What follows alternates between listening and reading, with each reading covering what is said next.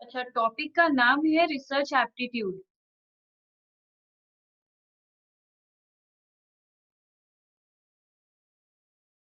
Research aptitude में हम लोग पढ़ रहे हैं आज रीजनिंग। रीजनिंग कितने तरह का होता है? रीजनिंग बहुत टाइप का होता है, बट हम लोग सिर्फ पढ़ेंगे दो टाइप का, दैट इज डिडक्टिव रीजनिंग और इंडक्टिव रीजनिंग। क्योंकि क्वेश्चन अगर एग्जाम में आएगा तो इसी दो से आएगा, वरना नहीं आता है। रीजनिंग को हम लोग इन्फरेंस भी कहते हैं।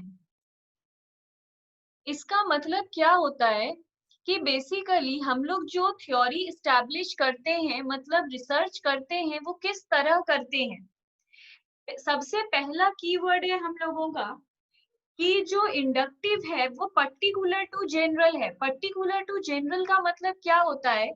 जो बात पर्टिकुलर चीज में हम लोग को सही लग रहा है, उसको पर्टिकुलर चीज मतलब एक स्पेसिफिक चीज में जो सही लग रहा है, वो सबके लिए हम लोग सही कर देते हैं। मतलब बोलते हैं सबके ऊपर यही एप्लीकेबल है। जैसे कि अगर हम जिस तरह पढ़ाते हैं, उस तरह सोचो हम 1 to 1 पढ़ाते, और हम जब मौसमी को पढ़ाते हैं वैसे, तो मौसमी एक अटेम्प्ट में क्लियर करती है। तो मेरे को लगता है कि अगर मेरे इस तरीके से पढ़ाने से मौसमी एक अटेम्प्ट में क्लियर करती है, तो अगर मैं सबको वैसे ही पढ़ाऊं, मतलब सारे टीचर्स अगर वैसे ही पढ़ाएं, तो ही स्टूडेंट क्लियर करेगा। तो हम एक पर्टिकुलर चीज पे वो चीज अप्लाई किए, एक पर्टिकुलर स्टूडेंट को वैसे पढ़ाएं, और उससे जो अच्छा रिजल्ट आया, तो हम बोले सारे टीचर्स को ऐसे ही पढ़ाना चाहिए। हम उस चीज को जनरलाइज कर दिए। मतलब अगर कोई एक चीज में हम लोग का थ्योरी सही बैठा, तो हम लोग बोल दिए कि सबको ऐसा ही करना चाहिए, सबके ऊपर यही अप्लाई करना चाहिए। और इंडक्टिव में क्या होता है? जो चीज सबके ऊपर एप्लीकेबल है, वो किसी एक के ऊपर एप्लीकेबल कर दिए। मतलब जो चीज ऑलरेडी जनरल था, मतलब सबके ऊपर एप्लीकेबल था, वो किसी एक को लेकर बोल दिए। जैसे एग्जाम्पल है, हम लोगों का इसमें है, जैसे एग्जाम्पल तो दिया है new theory based on existing theory. जैसे कोई चीज ऑलरेडी एग्जिस्टिंग स्टोरी है। जैसे आज जो रिसर्च होता है वो कैसे होता है? पहले से कोई चीज रिसर्च हुआ है, हम लोग उसके ऊपर अपना और थ्योरी देते जाते हैं, तो और थ्योरी निकलते जाता है। तो एक पर्टिकुलर चीज हम लोग के पास है, उसके ऊपर हम लोग और भी थ्योरी निकाल रहे हैं, मानते हैं ये चीज में भी वो एप्लीकेबल है, वो चीज में भी वो एप्लीकेबल है, उसको सब चीज में एप्लीकेबल कर रहे हैं। पर जनरल टू पर्टिकुलर क्या है? अगर हम बोलते हैं कि सारे, मतलब अगर मेरा स्टेटमेंट है ऑल मेन आर ऑनेस्ट, सारा आदमी ईमानदार होता है, और हमको पता है कि राम एक आदमी है, तो इसका मतलब क्या है? सारा आदमी अगर ऑनेस्ट होता है, ये ऑल क्या है? जनरल स्टेटमेंट कि सारे लोग ऑनेस्ट होते हैं। अब राम क्या है? एक पर्टिकुलर। तो हम क्या बोल दे रहे हैं? अगर सारा आदमी ऑनेस्ट है और राम भी एक आदमी है, तो राम भी ऑनेस्ट ही होगा। इसको बोलते हैं जनरल टू पर्टिकुलर। पर अगर हम बात कर रहे हैं ठीक इसका उल्टा, राम इज अ मैन, ठीक है, और अगर हम बोल रहे हैं Ram is a man, Ram is honest, Ram एक आदमी है और राम ऑनेस्ट है, तो हम बोल देंगे कि अगर राम आदमी है और राम ऑनेस्ट है, तो जरूर सारा आदमी ही ऑनेस्ट होता होगा। तब हम ये स्टेटमेंट दे दिए, पर्टिकुलर आदमी से पूरा जनरल स्टेटमेंट दे दी। इसको हम लोग कहते हैं, ये जनरली होता है क्वालिटेटिव रिसर्च जब हम लोग करते हैं, मतलब जहाँ पे नंबर्स अवेलेबल नहीं होता है। और क्वांटिटेटिव रिसर्च होता है जहाँ पे नंबर्स अवेलेबल है। फिर बोल रहा है बॉटम अप लॉजिक मतलब, और टॉप डाउन लॉजिक मतलब। एक बात क्लियर होना चाहिए कि ये एक फॉर्मल मेथड है, ठीक है, और ये एक्सप्लोरेटरी होता है। ये एक्सप्लोरेटरी होता है मतलब इसमें कुछ रूल्स होता है। फॉर्मल, जो भी चीज फॉर्मल होगा उसमें कोई रूल होगा। अब बोल रहा है कि इसमें हम लोग को सर्टेन रिजल्ट मिलता है, याद रहे इसमें हम लोग को सर्टेन रिजल्ट मिलता है, और इसमें हम लोग का जो रिजल्ट है वो अनसर्टेन रिजल्ट होता है। ठीक है, इसके बाद क्या है, ये नैरो एंडेड होता है, और ये हम लोग का ओपन एंडेड होता है। ये सब कीवर्ड है जो एमसीक्यू के लिए हमें बहुत काम आएगा। ठीक है, अब इस और क्या आगे मतलब होता है, it seeks to find observation to prove a theory. हम लोग को अगर कोई थ्योरी अपना प्रूफ करना है तो हम लोग वो पर्टिकुलर बात को लेकर अपना थ्योरी प्रूफ करते हैं। जैसे ग्रेविटेशनल लॉ ऑफ ग्रेविटी है, लॉ ऑफ ग्रेविटी एक पर्टिकुलर थ्योरी है, एक पर्टिकुलर थ्योरी है। इसके ऊपर अगर और स्टडी करते हैं तो बार बार हम लोग लॉ ऑफ ग्रेविटी का एग्जाम्पल लेते हैं। पर यहाँ पे क्या होता है, यहाँ पे जो भी होता है ऑब्जर्वेशन से होता है, हम लोग के पास पहले से कोई थ्योरी नहीं है। मतलब यहाँ पे लॉ ऑफ ग्रेविटी पहले से है, अब हम लोग जो रिसर्च कर रहे हैं वो इसके बेसिस पे कर रहे हैं, पर यहाँ पे पहले से कोई थ्योरी नहीं है, हम लोग को थ्योरी बनाना है। ठीक है, नेक्स्ट पॉइंट ही है, टॉपिक ही है मेरा हाइपोथेसिस। इससे क्वेश्चन आएगा जरूर, ये बहुत इंपॉर्टेंट टॉपिक है। अच्छा, हाइपोथेसिस वर्ड का मतलब क्या होता है? अगर सिंपली जाकर इसको गूगल में सर्च करें तो गूगल आंसर दे देता है अजम्पशन। अजम्पशन का मतलब होता है कि मान लो। ये थोड़ा सा स्टैटिस्टिकल टच देता है, तो तुम लोग दोनों, सिद्धार्थ और देवी रूपा, तुम लोग को थोड़ा सा दिक्कत होगा क्योंकि स्टैट्स का नॉलेज तुम लोग में नहीं है, बट हम पूरा कोशिश करते हैं ये समझाने का। हाइपोथेसिस वर्ड का मतलब होता है अजम्पशन, मतलब टेंटेटिव स्टेटमेंट। टेंटेटिव वर्ड कैसे याद रहेगा कि इसका मतलब है टेंटेटिव? जब भी हम लोग को एग्जाम का एक प्रॉपर डेट नहीं देता है तो हम लोग क्या बोलते हैं कि टेंटेटिव डेट दे के रखा है। टेंटेटिव मतलब मान लो उसी डेट के लगभग एग्जाम हो जाएगा, तो टेंटेटिव मतलब अप्रोक्स। तो अप्रोक्स मतलब मान लो, इतना ही लगभग, तो ये सारा वर्ड एक जैसा है, तो इसलिए हाइपोथेसिस को कहते हैं टेंटेटिव स्टेटमेंट। अब आ जाते हैं बुकिश नॉलेज से बाहर, रियल लाइफ की बातों में। ये कब यूज करते हैं हम लोग? जब भी हम लोग को कोई रिसर्च कुछ पता करना होता है। जैसे सोचो, तुम लोग को एक सिंपल बात बोलते हैं, अगर तुम लोग एक कोक का बॉटल खरीदते हो 300 ml वाला, उसका प्राइस कितना होता है? 35 रुपीज होता है। अब हम लोग को ये जानना है, हम लोग पीते रहते हैं, ऐसे ही हम लोग को जानना है कि क्या उस 35 रुपीज के बॉटल में 300 ml रहता है। मतलब ऐसे मेरे दिमाग में आ गया कि क्या उस बॉटल में 300 ml वो लोग भरते हैं। तो हम दो चीज सोचेंगे इसके ऊपर, या तो 300 भरता है या तो 300 नहीं भरता है। मेरे दिमाग में दो क्वेश्चन आएगा। तो अब ये जो हम सोचें, दिस इज कॉल्ड हाइपोथेसिस।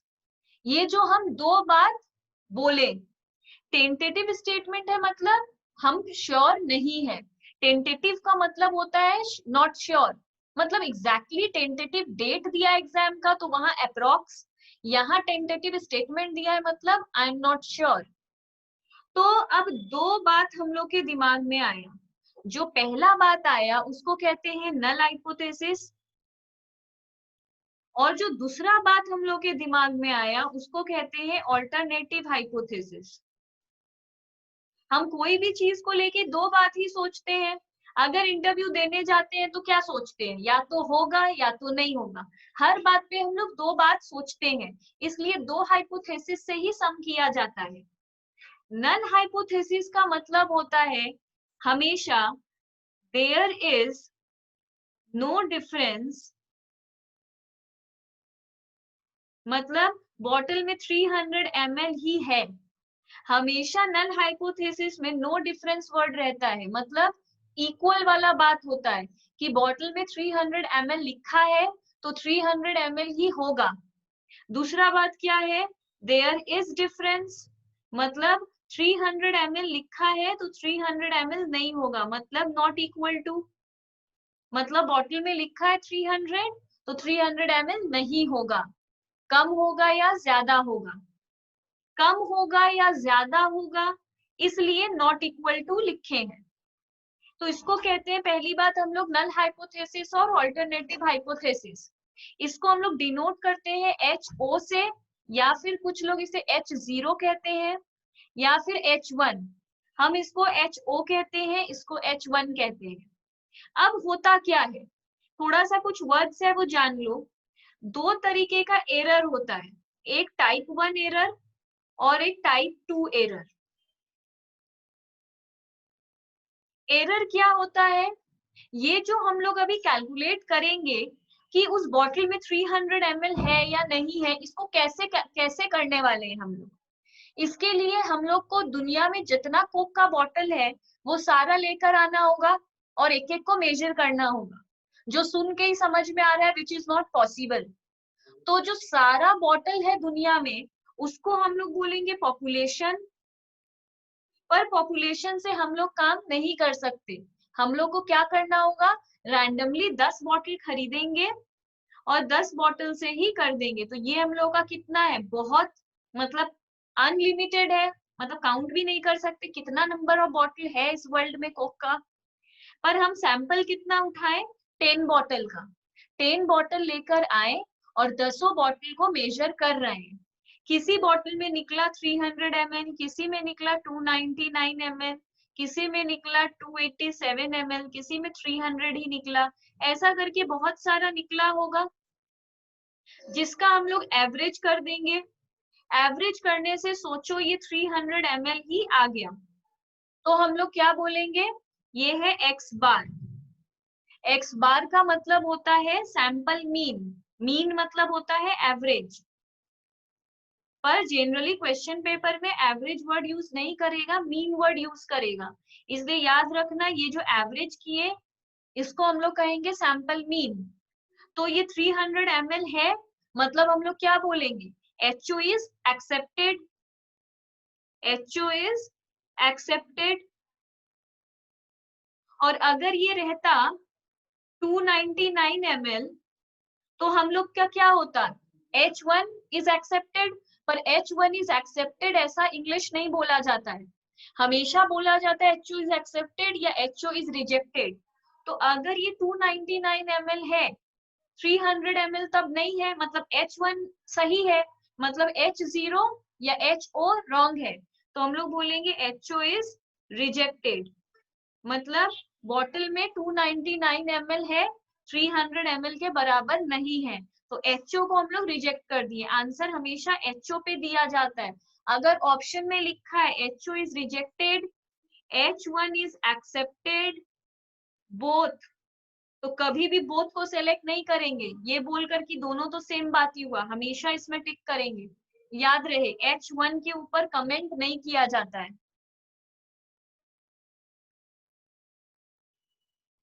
अब यहाँ पे आगे हम लोग बढ़ते हैं, तो एरर किसको कहते हैं, एरर वहां हो जाता है जब HO हम लोग रिजेक्ट कर दिए हैं पर HO सही था। सोचो हम लोग का ये कैलकुलेशन मिस्टेक हो जाए, मतलब हम ये प्लस प्लस करने में रॉन्ग कर दिए, मेरा आना चाहिए था 300, गलती से मेरा 299 आ गया, हम कुछ नंबर गलत लिख दिए, तो हम रॉन्ग कैलकुलेट कर लिए। तो टाइप 1 एरर क्या होता है, टाइप 1 एरर होता है जब मेरा एक सेकेंड, जब मेरा HO सही था, मतलब HO हम लोग का ट्रू था, मतलब रियल में ये 300 ml ही आया, पर हम गलती से इसको रिजेक्ट कर दिए, HO को हम रिजेक्ट कर दिए। तो याद रहे, बहुत बार पूछता है टाइप 1 एरर किसको कहते हैं, तो टाइप 1 एरर हम लोग कहते हैं जब HO सही था और हम लोग उसको रिजेक्ट कर दिए। और H1 एरर क्या होता है, जब HO हम लोगों का रॉन्ग था और हम लोग उसको जाके एक्सेप्ट कर लिए। ये सब बात बहुत इंपॉर्टेंट है। टाइप 1 एरर को हम लोग अल्फा कहते हैं, याद रहे अल्फा किसको कहते हैं, पूछेगा अल्फा में क्या होता है, तो अल्फा में H हम लोग HO हम लोग का सही रहता है, पर हम लोग उसको रिजेक्ट कर देते हैं, किसी भी लैंग्वेज में क्वेश्चन पूछेगा। बीटा कहते हैं H1 को, ये सब अपना नाम है। फॉल्स पॉजिटिव कहते हैं टाइप 1 एरर को, फॉल्स नेगेटिव कहते हैं टाइप 2 एरर को। इसको फर्स्ट काइंड का एरर बोलते हैं, इसको सेकेंड टाइप का। ये तो वैसे भी याद रहेगा, 1 है और ये 2 है। दूसरा बात, एक्सेसिव क्रेडुलिटी है, मतलब पुअर स्पेसिफिक है, ये स्पेलिंग रॉन्ग हो गया है, स्पेसिफिक होगा, स्पेसिफिसिटी, स्पेसिफिसिटी होगा, स्पेसिफिसिटी, ठीक है। और यहाँ पे क्या है, अच्छा इसका एग्जाम्पल हम दिए। अब अगर कोई पूछता है कि कब कौन सा टेस्ट यूज करेंगे, तो हम टेस्ट का लिस्ट दे दिए हैं। अगर पॉपुलेशन, ये जो पॉपुलेशन है ये 30 से भी ज्यादा है, तो हम लोग जेड टेस्ट यूज करेंगे। और वहां पे एसडी मतलब स्टैंडर्ड डेविएशन हम लोग को पता है, तो भी हम लोग जेड टेस्ट यूज करेंगे। ये सिर्फ टिक लगाने के लिए याद रख लो। अगर पॉपुलेशन 30 से भी कम है, तो हम लोग टी टेस्ट यूज करेंगे। टी टेस्ट का कॉन्सेप्ट फर्स्ट टाइम किसने दिया था, विलियम गॉसेल ने 1908 में। और हम लोग को ये भी पूछ सकता है कि जब एसडी पता नहीं होगा, मतलब स्टैंडर्ड डेविएशन पता नहीं होगा, तो कौन सा टेस्ट यूज करेंगे, तब भी टी टेस्ट यूज करेंगे। टी टेस्ट का ही दूसरा नाम स्टूडेंट टी टेस्ट है। स्टूडेंट टी टेस्ट नाम कौन दिया था, डबलिन। उसके बाद है कि अगर मेरे को ऑब्जर्व फ्रीक्वेंसी और एक्सपेक्टेड फ्रीक्वेंसी का डिफरेंस निकालना है, तो कौन सा टेस्ट करेंगे, chi square test. Sample variance के लिए एफ टेस्ट। अब थोड़ा डिटेल में जाते हैं हाइपोथेसिस के। देखो हम लोग यहाँ पे पढ़ लिए हैं कि कैसे रिजेक्ट करते हैं और कैसे एक्सेप्ट करते हैं। अब दूसरा क्वेश्चन है, अच्छा अब हम लोग पढ़ रहे हैं सैम्पलिंग। सैम्पलिंग का मतलब क्या होता है, अभी हम बताएं कि सैम्पलिंग हेल्प करता है। बहुत बड़ा चीज पे अगर रिसर्च कर रहे हैं, तो हम लोग को छोटा सा चीज से कंक्लूजन निकाल देते हैं। मतलब वही जो मेरा राइस का एग्जाम्पल है, कि एक अगर हम लोग एक कंटेनर में राइस बॉईल कर रहे हैं, हम लोग को चेक करना है कि क्या पूरा राइस पका है या नहीं पका है। तो इसके लिए हम लोग क्या करते हैं, हर एक राइस को निकाल कर प्रेस करके नहीं देखते हैं, उसमें से कुछ 4-5 राइस निकालते हैं और प्रेस करके देखते हैं कि वो पूरा कुक हुआ है या नहीं हुआ है, ठीक है। तो ये जो हम लोग उससे 4-5 राइस निकाले और प्रेस करके देखे, इसको बोलते हैं सैम्पलिंग करना, मतलब कुछ सैंपल निकालना। तो ये हम लोग का क्या क्या चीज में हेल्प करता होगा, लॉजिकली सोचो। टाइम सेव करता होगा, ये सब लिखने की बात नहीं है, खुद ही सोचने की बात है, ये हमारा टाइम सेव करता होगा। उसके बाद और क्या करता होगा, एरर हम लोग का होने का चांस थोड़ा कम जाता है, पर एरर रहेगा, सैम्पलिंग होगा तो एरर होगा। अब सैम्पलिंग का अगर बात करें, तो कितने तरह का सैंपल होता है, 2 तरीके का सैंपल होता है, एक प्रोबेबिलिटी सैम्पलिंग, एक non probability sampling. Probability sampling क्या होता है, जिसमें हम लोग सबको इक्वल चांस देते हैं सेलेक्ट होने के लिए। इक्वल चांस देना मतलब, आज जब हम लोग राइस निकालते हैं उस बाउल से, तो क्या कोई कंडीशन रखते हैं कि पीछे का राइस निकालेंगे या नीचे का राइस निकालेंगे, ऊपर का राइस निकालेंगे, ऐसा कोई कंडीशन नहीं रहता है।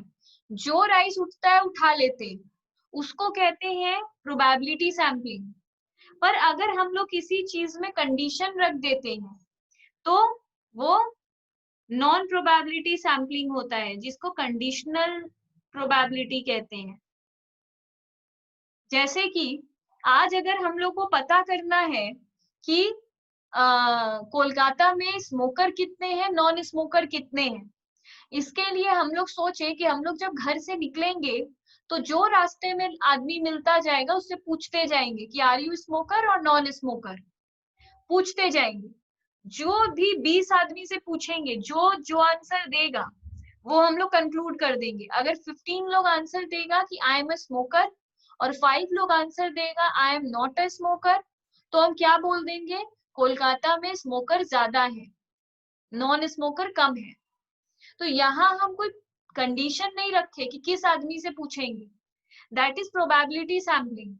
पर अगर हम लोग कंडीशन रख दिए हैं कि सिर्फ जिसका हाइट इतना होगा उसी से पूछेंगे, 2 आदमी छोड़ने के बाद जो थर्ड आदमी दिखेगा उसी से पूछेंगे, तो इस तरीके की चीज को बोलते हैं नॉन प्रोबेबिलिटी सैम्पलिंग। तो प्रोबेबिलिटी सैम्पलिंग अब कितने तरीके का होता है, पहला तो होता है सिंपल रैंडम सैम्पलिंग, मतलब यही वाला जो अभी हम बोले, घर से निकले जो आदमी मिला उससे पूछते गए, this is simple random sampling. दूसरा हम लोग का सिस्टेमैटिक सैम्पलिंग।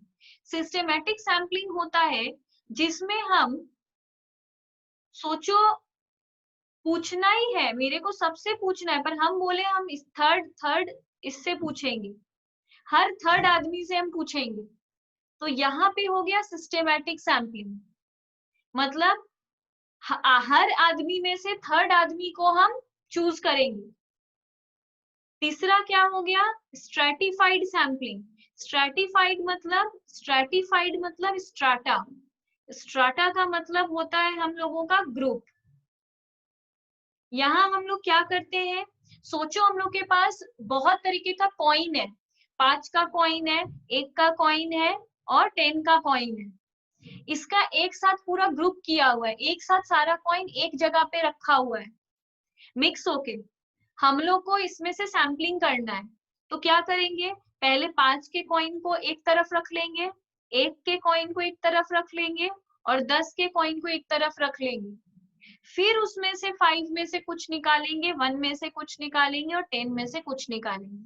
मतलब ग्रुप बनाने के बाद उसमें से चुनेंगे, इसको कहते हैं स्ट्रेटिफाइड सैम्पलिंग। उसके बाद है क्लस्टर सैम्पलिंग। क्लस्टर सैम्पलिंग का मतलब होता है हम लोग, जैसे एक क्लास में स्टूडेंट है, एक क्लास में 20 स्टूडेंट है, हम लोग 5-5 स्टूडेंट का ग्रुप बना दिए, ऐसे ही रैंडमली 5-5 स्टूडेंट का ग्रुप बना दिए, उसको बोलते हैं क्लस्टर सैम्पलिंग। बहुत पॉपुलेशन है, देखो इसमें भी हम लोग ग्रुपिंग किए हैं, बट किसी बेसिस पे किए हैं ना, 5 के कॉइन को अलग करेंगे, 1 के कॉइन को अलग करेंगे। पर एक क्लास में अगर 20 बच्चे हैं तो वहां किसी बेसिस पे अलग नहीं कर रहे, ऐसे ही 5-5 बच्चों को अलग कर दिए, वो है क्लस्टर सैम्पलिंग। उसके बाद है multi stage sampling. Multi stage sampling याद रहे, स्ट्रेटिफाइड सैम्पलिंग का और सिंपल रैंडम सैम्पलिंग का, सिस्टेमैटिक सैम्पलिंग का और क्लस्टर सैम्पलिंग का, चारों का मिक्सचर है मल्टी स्टेज सैम्पलिंग। तो चारों का मिक्सचर कौन है, मल्टी स्टेज सैम्पलिंग। इसको अलग से समझाया नहीं जाता है, इससे क्वेश्चन बोलता है कि कौन सा सैम्पलिंग मिलाकर मल्टी स्टेज बना है, तो ये सब नाम देता है, हम लोग टिक लगाते हैं। फिर है कोटा सैम्पलिंग। कोटा सैम्पलिंग हम लोग का क्या हो जाता है, कोटा सैम्पलिंग चला जाता है इसके अंदर।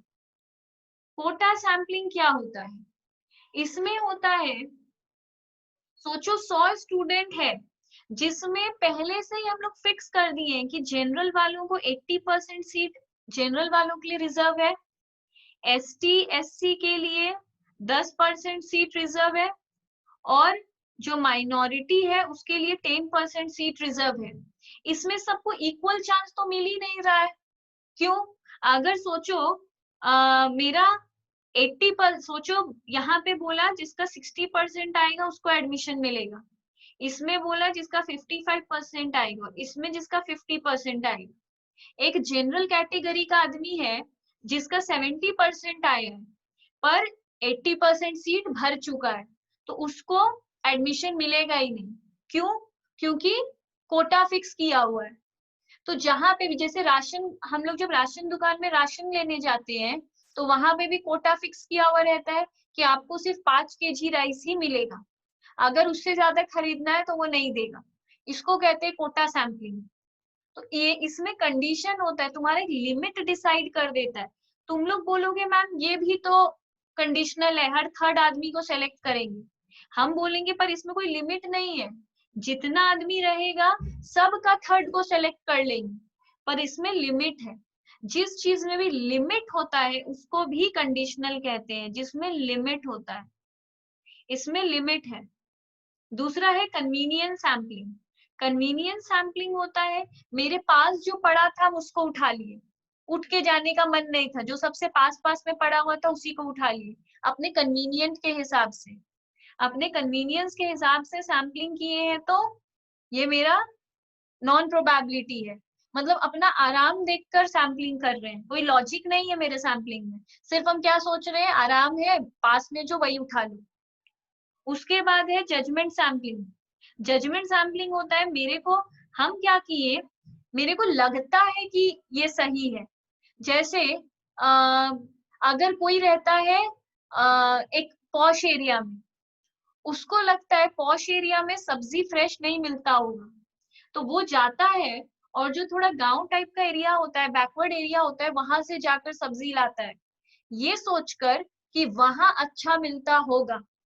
This is called judgement sampling. मेरे पास अगेन कोई लॉजिक नहीं है, कोई प्रूफ नहीं है, बस हमको लगता है।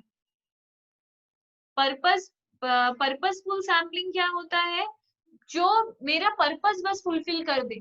सोचो कि हमको सोचो कि हम एक रिसर्च लिख रहे हैं कि रिलीजन के ऊपर, कि हिंदू रिलीजन अच्छा है, मुस्लिम रिलीजन अच्छा नहीं है, हमको ऐसा लगता है, तो हम जानबूझ के उस रिसर्च का कंक्लूजन ऐसा दिए हैं कि मतलब मुस्लिम लोग का ही बुराई उसमें डाल दिए हैं, कि जानबूझ के लगे कि लास्ट में हम कंक्लूड भी कर दें कि hence from the whole study we can conclude that Hindu religion is good.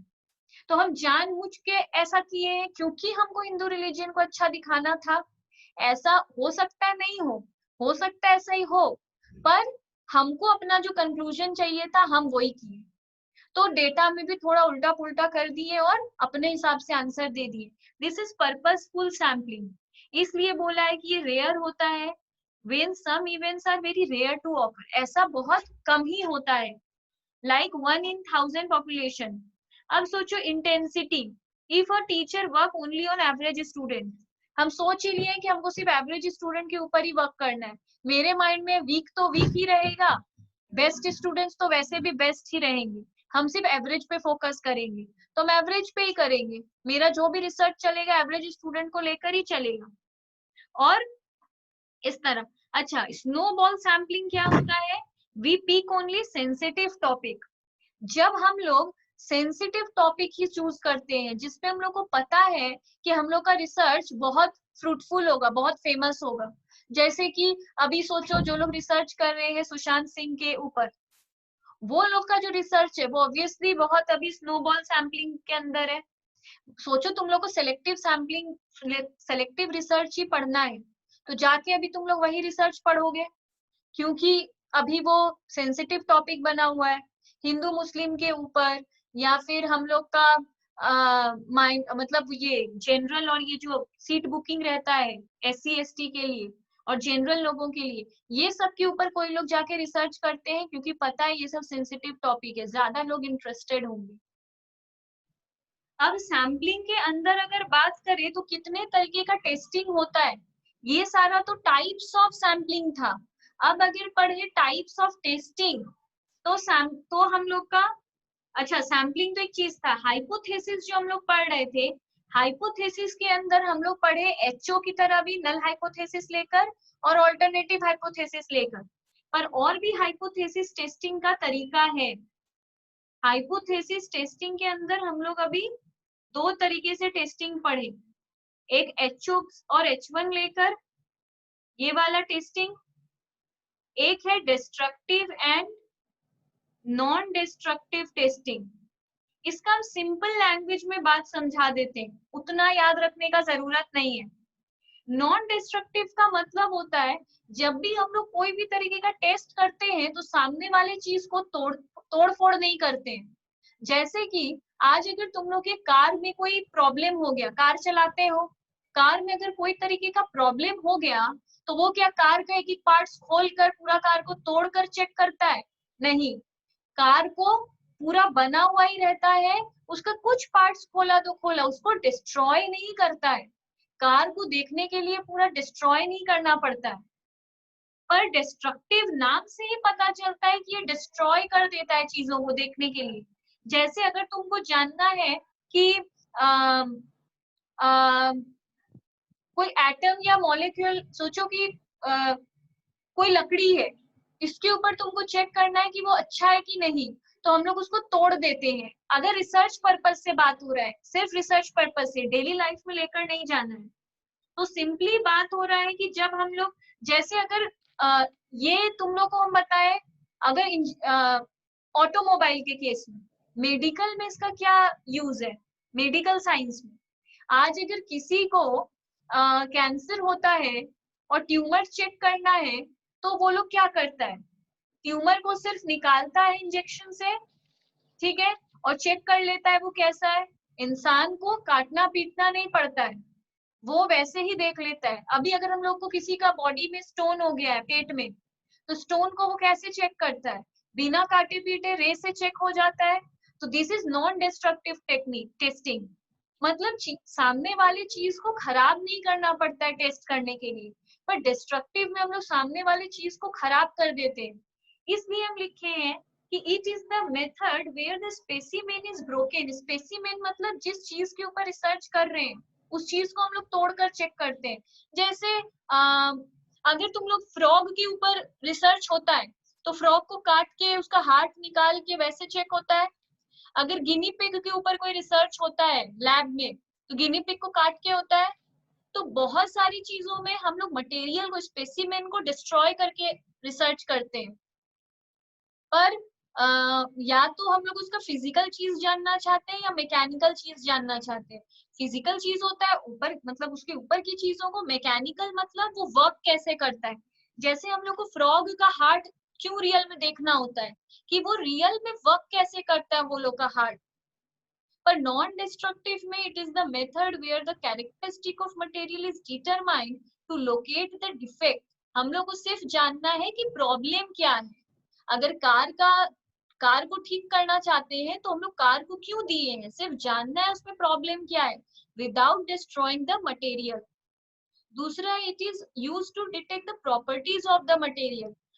Destructive में हम लोग को उसका पूरा मटेरियल जानना रहता है जिसके लिए तोड़ना पड़ेगा। यहाँ पे हम लोग को सिर्फ जानना है कि उसमें प्रॉब्लम क्या है। तीसरा, टेस्ट का बहुत सारा नाम है, ये टेस्ट का मतलब हम लोग को नहीं समझना है, ये हम लोग के सिलेबस में नहीं है।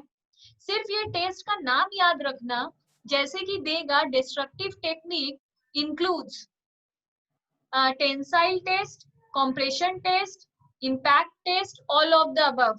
तो हम लोग ऑल ऑफ द अबव में टिक लगा देंगे। वहां एग्जाम में कंफ्यूज नहीं होना है कि ये सब कौन सा टेस्ट है, पढ़ के ही नहीं आए। याद रखना है ये सब डिस्ट्रक्टिव टेस्टिंग के अंदर है। और यहाँ पे विजुअल इंस्पेक्शन, देखकर, कार को देखकर भी बताते हैं। रेडियोग्राफी, जिससे कैंसर ट्रीटमेंट होता है। Magnetic particles inspection, ultrasonic USG होता है। लिक्विड पर्टेनेंट टेस्टिंग, ये सब। शॉर्ट में बोले तो अगर किसी चीज का डेंसिटी जानना है, किसी चीज में कितना एलॉय मिला हुआ है, मतलब कितना प्लैटिनम है उसमें, कितना कॉपर है, ये जानने के लिए तो उसको डिस्ट्रॉय करना पड़ेगा, तोड़ना पड़ेगा, गलाना पड़ेगा। अगर सोचो तुम लोग मेरे को कोई गोल्ड दोगे और बोलोगे कि मैम इसमें कितना मिलावट किया हुआ चीज है और कितना गोल्ड है बताइए, तो उसके लिए तो हमको गोल्ड को गलाना पड़ेगा। फिर तो हम बताएंगे कि इतना इसमें गोल्ड था और इतना इसमें ये सोचो कुछ और मिलाया है, स्टील मिला दिया है, तो हम बोलेंगे इतना स्टील है और इतना गोल्ड है। हम गोल्ड को देखकर कैसे बताएंगे कि इसमें कितना परसेंट गोल्ड है, कितना परसेंट स्टील है, ये कोई नहीं बोल सकता। ये बोला जा सकता है कि ओरिजिनल गोल्ड नहीं है, पर हमको परसेंटेज जानना है, कितना है ये पता करना है। ये हम कैसे बता पाएंगे देख के, इसके लिए हमको सामने वाली चीज को गलाना पड़ेगा, डिस्ट्रॉय करना पड़ेगा। तो यहाँ पे हम लोग को सामने वाले चीज का मटेरियल जानना है, इसलिए हम एलॉय, डेंसिटी ये सब लिखे हैं। पर यहाँ पे हम लोग को सिर्फ जानना है किस टाइप का है और कहाँ पे है। जैसे हम लोग को जानना है कि किसी का अगर ट्यूमर है बॉडी में, तो वो किस टाइप का ट्यूमर है और ट्यूमर उसके किस बॉडी एग्जैक्टली कहाँ पे है। ये जानने के लिए हम लोग नॉन डिस्ट्रक्टिव करते हैं, उस इंसान को हम लोग डिस्ट्रॉय नहीं करते ये जानने के लिए। और अगर पॉइंट के अंदर घुसे तो है load is applied, load is not applied. Load मतलब तोड़ने के लिए उसमें प्रेशर डालते हैं, इसमें प्रेशर नहीं डालते चीज पे। अब इसमें है एक ही चीज पे बार बार रिपीट नहीं हो सकता।